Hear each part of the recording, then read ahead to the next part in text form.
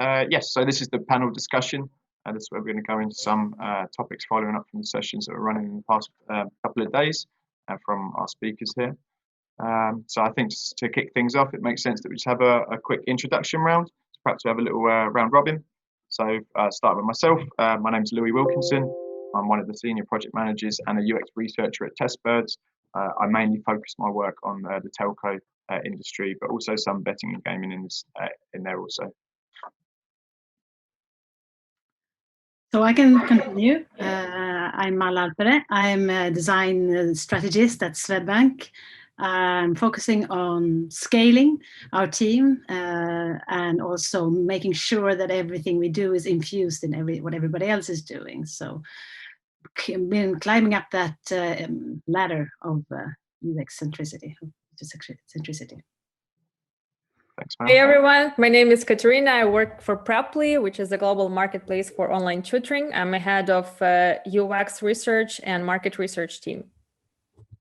Awesome. How's it going, everyone? My name is Gianni. I'm a product design manager at Zendesk. Zendesk are a company that makes sales and support tools for better customer engagement. I've been here about two and a half years at Zendesk, and I'm mostly focused right now on our Zendesk Talk product, which is a telephony solution that builds right into our ticketing software, and Zendesk Explore, which is an analytics and reporting tool for Zendesk. Great. Thanks to everybody. Thanks, Gianni. So as we go through this session today for this panel discussion, please feel free to send in any questions that you have on Slack or just into the Zoom meeting chat there, and I'll try to put that forward to the relevant people or to the group as it comes in. So I guess to start off the conversation, let's see, how much time do you tend to spend trying to uncover problems versus validating solutions? I think that's quite an interesting starting point for us. Where's that? Yeah, to the group, really. If somebody would like to jump in for that one, let's put it to the group. Well, I can jump in, and because we've been setting up our quarterly OKRs and we've been reflecting on this, and surprisingly, it was 50-50, although I was always thinking that it wasn't that equal. I think it depends on different product squads in our team, because some of them really prefer concentrating more on discovery direction and testing everything and validating everything via small A/B tests. However, some teams do prefer to test their own ideas, and I think it's equal because different product squads have their own culture inside. But for now, it's indeed like 50-50. As I said, we're working on getting higher on the maturity ladder, and there we have to kind of balance both. So a lot of teams are working in the later stages and just making things go better and better. And then we are also talking a lot about the double diamond and understanding who the users are. So we're doing that also. So for me, it's really impossible to say how much of which one, but I think the most important things is just to do both at the same time and kind of get going and keep an eye on doing both and having, as you say, OKRs that are tracking both. Yeah, and I guess for us, I think Kate kind of mentioned there that it's kind of different for the different squads in her business, but I think for us it really depends on the part of the life cycle an individual designer is involved in. So they could be during one quarter really focus on a kind of a problem discovery space, really talking a lot to customers, doing a lot of research, and then following on to that they could move into a later part of the double diamond, as Mal mentioned there.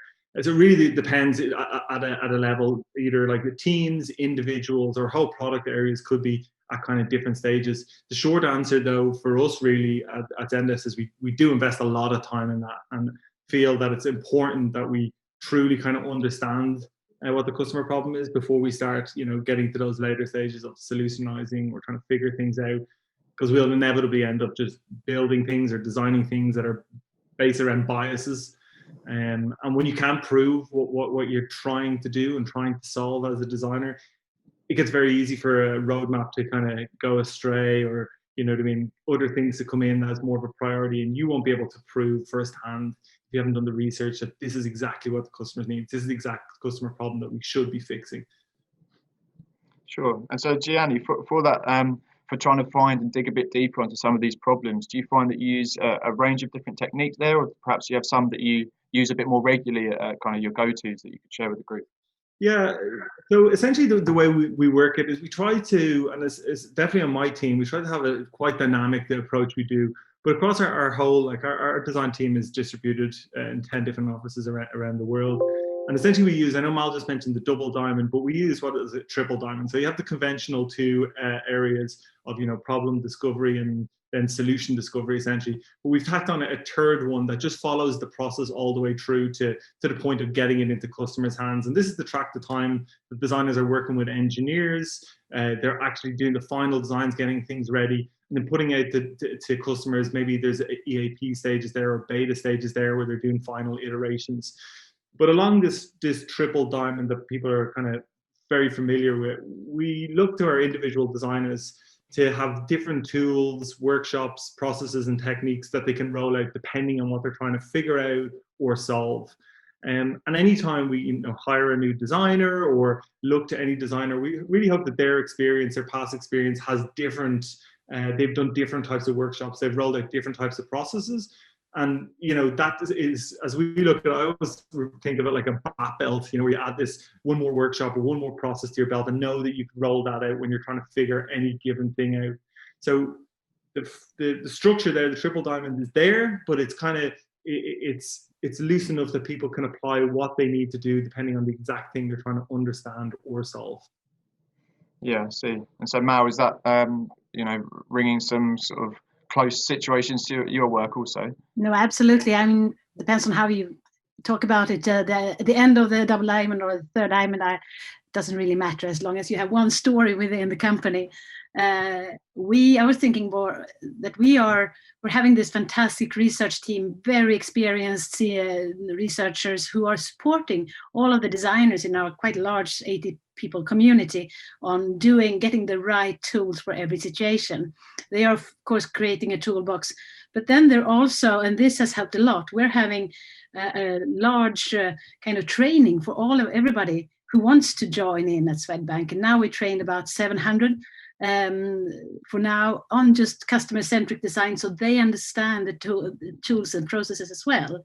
And that creates kind of a pull-in to join into the usability testing, and we get much higher traction there, and also joining in and starting to ask the right questions early on for the people who are not product people, who are not designers. So I think that's been a fantastic effect of having these very senior designers who are able to just train anybody on this.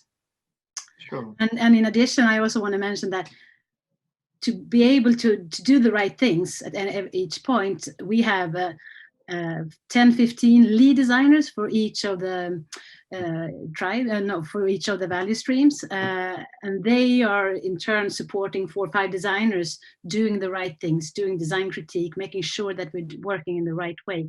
So it's kind of a mesh of experts and also lead in the products that kind of helps everybody to do better all the time.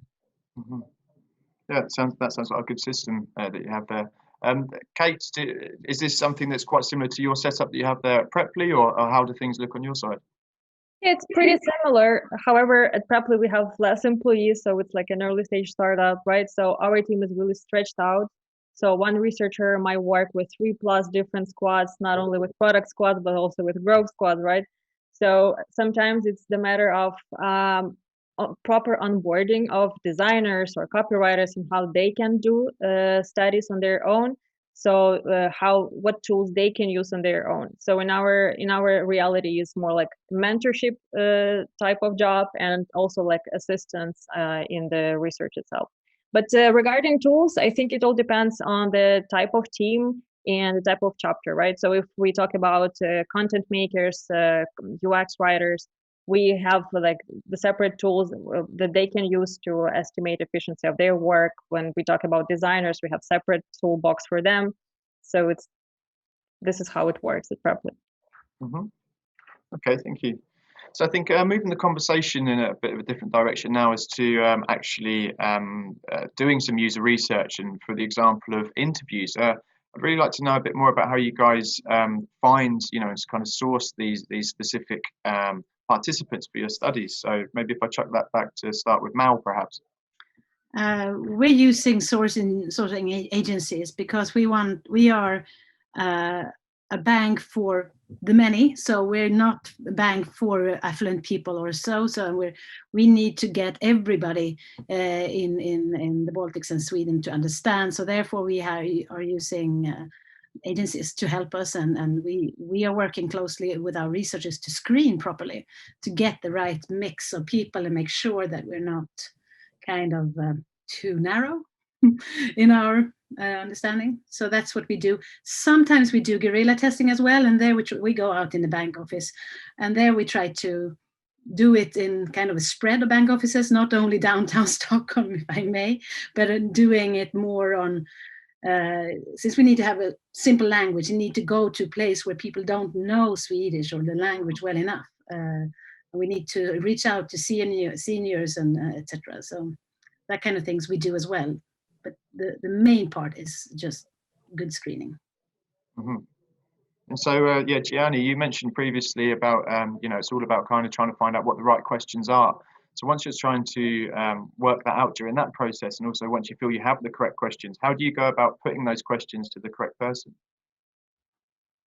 In terms of finding the actual candidates and recruiting them, it can be fairly different. I know that Mal and Kate will be dealing directly with consumers or individuals, or we're dealing with businesses. Mm-hmm. And being a company at scale as Zendesk is, there's lots of challenges in actually finding those customers. And there's numerous different ways that we go, but there's even internal stakeholders that we need to be aware of before recruiting customers, like the account executives for the accounts, or solution managers and stuff like that.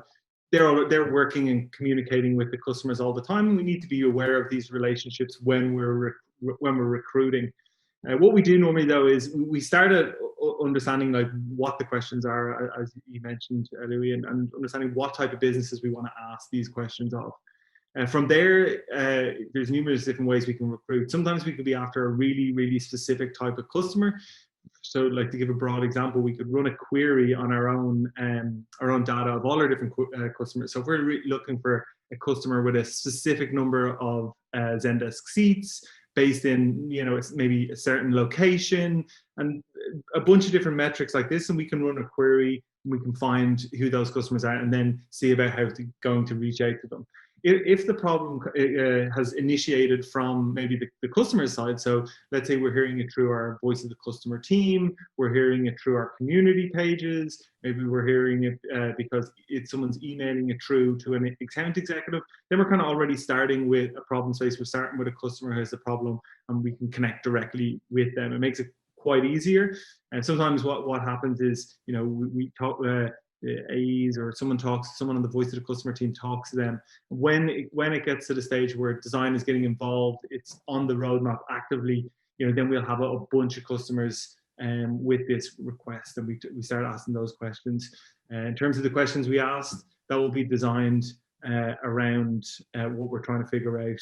Of course, we always have to make sure our questions, aren't leading. We really want to get to the root of what the problem is. And I talked last year at UXDX all about research and setting a tone for customers that they don't feel like you're tricking them, or they don't feel that you're asking questions that are too obvious when you're trying to get to the root of their problem. To make sure that they know that sometimes you may be a little bit silent on the call, but you don't want to be directing them. Sometimes you may ask them questions that seem overly simple, and that those questions aren't there to trick them. It's just to get to the root of what their problem is. And once we get there, to think, is there another way we could solve this on top of the current way that's there, or the current way that they're suggesting? Yeah, that's an interesting point. So I think to kind of how you actually operate these interviews also. What's the kind of usual structure, or does it depend on your side, Gianni, for of how you actually operate these sessions? What have you found that works well for you and at Zendesk? Yeah, mostly our sessions are run by product designers and a PM in partnership. Now, we do have a research team And it's not unlike the way Kate described hers, where they're spread out across many different projects. Our research team is amazing in Zendesk, and we're so lucky to have them. They're a great team and a great resource. And they run their own rolling studies and interviews, and they have their own projects that they're focused on. So the broader team kind of use them as kind of consultants and help them kind of guide and shape their interviews. And we find that works really, really well. We have all their expertise, but we also have the PMs and the product designers having those conversations firsthand. So there's no intermediate there. The PMs, the designers talking directly to the customers. I think customers find that this is really like positive, that they're really being heard when they're talking directly to a product manager and a designer who is going to try to dig deep to understand their problem and then, you know, go forth and try and solve it at some point. So mostly it'll be a designer and a PM. Sometimes we'll have, as I said, the researcher might shadow that call. And then also sometimes we could bring in some partners depending on what we're trying to solve, like a content strategist, engineering people, or people from maybe even localization, really depending on what we're trying to solve for. Mm-hmm. And so, Kate, you mentioned, you know, for Preply being on a kind of startup and at that stage of the enterprise, how do you kind of approach the situation with interviews and structuring it? Do you have any standardized practices already, or is that something that you're developing as a company at the moment? Well, we have like templated guides for those who just want to start doing interviews, right? Like with the proper reporting questions, with an introduction, how to probe for different pains, with all the different techniques that can be just adapted to the specific research question. But usually we try to still kind of control the design and to make sure everything is written properly to add on our expertise. But yeah, we try just to use common practices, common techniques to the standard in-depth interviews practices, for example. And what works for us perfectly is just like contributing a lot to the intro part, because we have lots of people who just start learning the languages, right? And sometimes they're shy to talk and to show their lack of accent or et cetera, et cetera. So we need to show that we're on the same level, we're the same people as they are, so they would be open to us. And so I think that like the intro part, the report part is really, really, really important. So I would emphasize this. Yes, definitely. I'd agree with that. Yeah, making the kind of safe space, and you know, we're encouraging discussion, and really there is no sort of right or wrong answer. We want to remove those barriers as best as possible. I'll just take this opportunity now to see if there's any questions from the audience, or to invite anyone. Reminder again to send through anything if they'd like to ask it specifically as we go. We can do that, and we can also check up at the end. But moving on, kind of topic-wise, a question that we had through earlier. To do with laddering of evidence. So Kate, how do you kind of approach this? When you start to see some information come through, perhaps you start to see some patterns emerging, if you've had a few sessions with different participants already, what's kind of your next steps there? So we would either bring it to the discussion on our meetings with products and see if we see any potential here. We would apply different techniques like dot voting, where we do affinity diagramming if we see like this, there is some appealing topic for the further research. So for example, recently we've seen that our parent persona was mentioning something about their kids lacking different subject now platform. So like 4 people out of 12 mentioned this, and we had a discussion inside the team, should we probe further whether there is some cross-selling potential. So we'd conduct a separate research on that, because we see that it's a complicated topic that we need to be 100% sure that we need to work on further. And we would do retrospective interviews to probe for pain, whether it exists, what are the patterns there. And in the very end, this is my favorite part of research, to suggest them that we already kind of created an MVP course. Would you like to be signed up for it right now? Therefore, we can kind of understand that they're actually interested right now at the moment, and we can make some conclusions. If not, just asking why.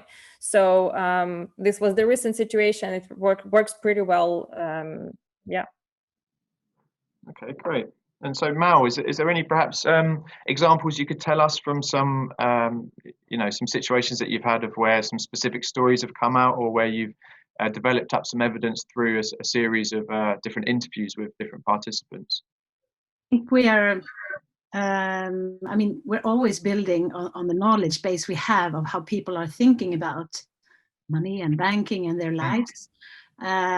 We had some time ago an idea about how the internet bank could be. It's been kind of a conceptual idea, and we brought it to customers, and they didn't like it at all. They didn't understand it. They almost felt like it wasn't for them. It felt silly, and that was very powerful to take that and say to everybody in the organization, this is what we saw. There we had, I would have wanted to have videos of them to show to management. Now we just had quotes, and that's not as powerful. And then we took that and made into one research and made concepts, and another research and made concepts. So it kind of evolves with time. And the thing is, this is 2 years ago. And I think that 2 years ago, people's perception of what a bank is different from today. So we learned some things, but that's not true today because the world around has changed so much. So we need to pay, so we are paying attention to that as well.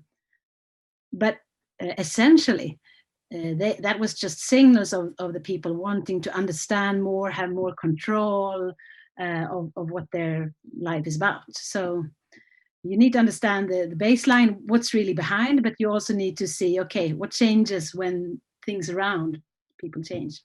Mm-hmm. And for you, when you're seeing that these kind of patterns emerge and this information coming through, when do you think it kind of reaches the point of where something is validated and you can really start to derive an insight? How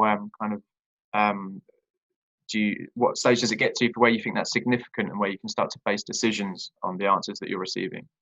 You know, it really depends on how big the decision is. Is it a small decision? I can make a decision based on if I get maturity of my answers. Is it a large decision that's going to kind of move the entire company? We need to go and be very sure and look in many places and so. So I really think it depends on how much is at stake.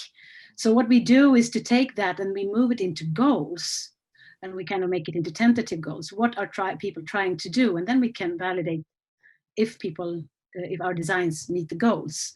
So that's how we try to go about it, that the research, is it actually changing our main goals or is it changing just the design? So maturity, it's the same usual research thing. Maturity, getting the right users, knowing that you ask the right questions, being very sure about your research techniques, and all the things that Janne and Katarina talked about, not probing too much, really understanding the whys and so. So just basic research in a way. Yeah. I think the main point is to get everybody on board with the finding. And there is, as you said, Janne, you need to have your product manager in the research. You need to have your stakeholders really there. And you need to have the product designers being coached by a researcher. That's when the magic is happening. That's when everything goes faster and you can do your things much better. So I think that's the key. And I think our last speech was also about that we need to work. We need to have them inside of the research and not any UX designer sitting on the side somewhere. Mm-hmm. Yes, definitely, and sort of painting that story. Gianni, is this something that you've found now works well with most of your research moving forward? It's kind of become part of the enterprise there also, or is it still something that you consciously work on to make that kind of successful, that buy-in and that involvement from the extended kind of stakeholder group, I suppose? This is absolutely always something that's kind of maybe not a work in progress, but certainly a focus area. There's a lot of PMs in Zendesk. There's a lot of product designers, and as we're growing, there's more product designers and more PMs. And depending on where the PMs could have come from, they may be the type of PM who really likes to get involved in research and be in those interviews and be really great collaborator and partner with product design. And sometimes PMs have come from backgrounds where that's not what they're used to.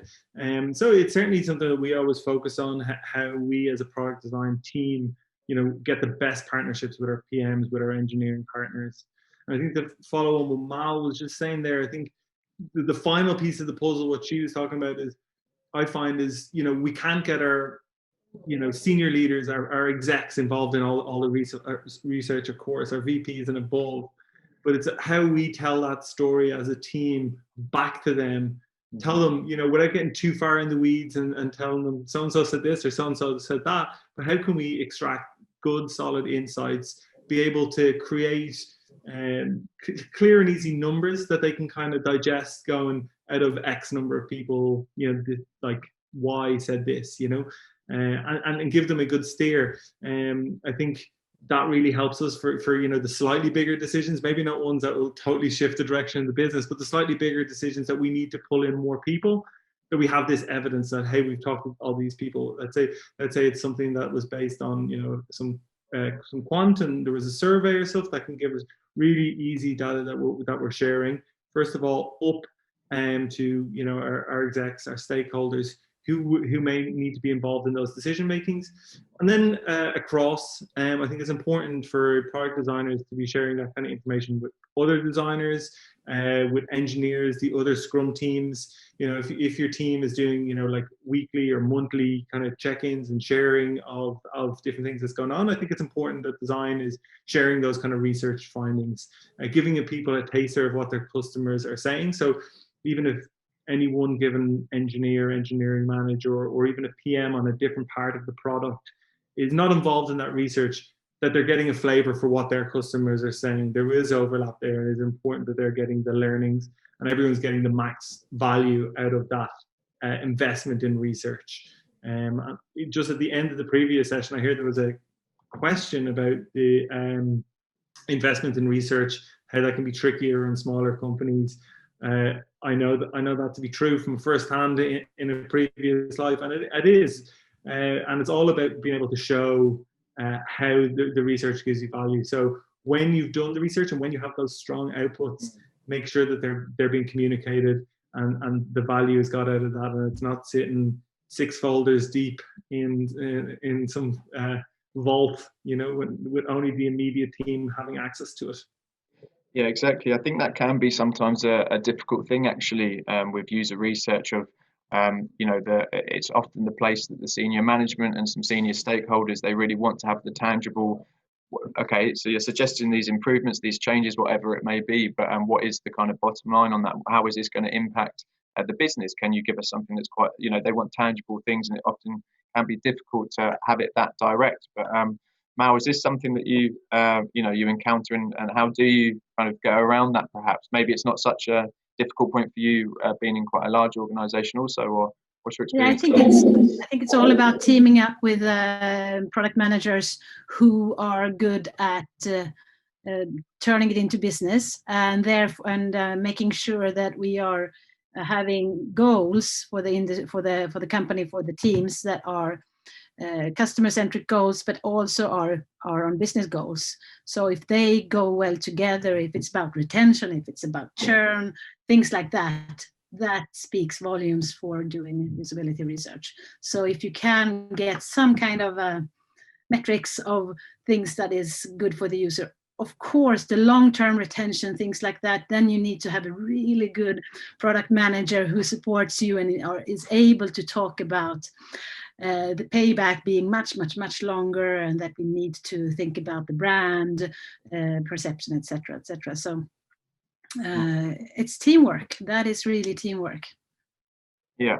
And so Kate, you were mentioning about taking the qualitative approach at Preply. Is this something that you've had experiences with, or that's been challenging, of trying to get further buy-in for further research, and really shouting the benefits of user-centered design and user research more broadly? Yeah, well, actually, when I joined Preply 3 years ago, we didn't have any research at place, and there was no any habit of talking to customers. That's why it was really difficult to show the value in the very beginning. So with our baby steps, having some research findings and tracking what impact do we have on the product development, what market and product solutions were based on our insights, whether the experiments that were launched were successful or no. So even like monitoring the stats was very visual and increased the engagement inside the team. Also, engaging all the stakeholders in conducting the research also helped a lot. And yeah, after that, like qualitative research, the demand for qualitative research is that high right now, so it's really hard to prioritize and plan our quarters. Okay, thank you very much. So we're actually approaching the end of the session. We in fact just have a minute left. We did have a question sent through from Brendan. And so this was in relation to quite a unique situation, perhaps, of where you have a wildly successful product, and then kind of what's the approach that you have there for further research. You don't want to be adding problems and making, you know, new initiatives for the sake of it. Gianni, is this anything you've had experience with a almost too successful product and the research team is scratching their heads? No, I don't think that, I don't think that that's a problem, and I don't think that by asking the customer and by actually understanding their problem, are you making more problems? You're just finding them and understanding your customers better. If you're in a predicament where you don't know where you should be looking, what's a really good way? I know we're living in a funny Zoom world right now, but getting out there and trying to get designers, researchers on site with customers, shadowing customers using your product, getting an idea of how they're using it, why are they doing certain things. So if you shadow a person using your software, you'll see all the different unusual ways they have things configured, the different shortcuts they may be taking. And by understanding that and truly understanding their workflow, you could understand maybe not finding new problems or creating these new problems, but you could understand different ways that you can kind of optimize your product better, make it better. And no product is ever perfect, and we can always be kind of improving them, and that's got to start with an understanding of how it's being used. How are your power users using it? Yeah, exactly. I think that actually is quite a good place to end it. It loops around to what we were discussing at the beginning of kind of the problems and solutions. But exactly that, I agree, Gianni, of finding where you are strong, and you can to continue understanding what is appreciated can further inform your research and your development down the road. Okay, so I'd really like to thank you all for joining, Gianni, Mel, and Kate. Thank you very much for that, and for all of the UXCX hosts. Yes, so that's now our panel session done. If you'd like to follow up with any of us for the audience, please do. It's all on LinkedIn, and all of the session, all of our details there, shared within the Slack meeting group also. Thank you for joining.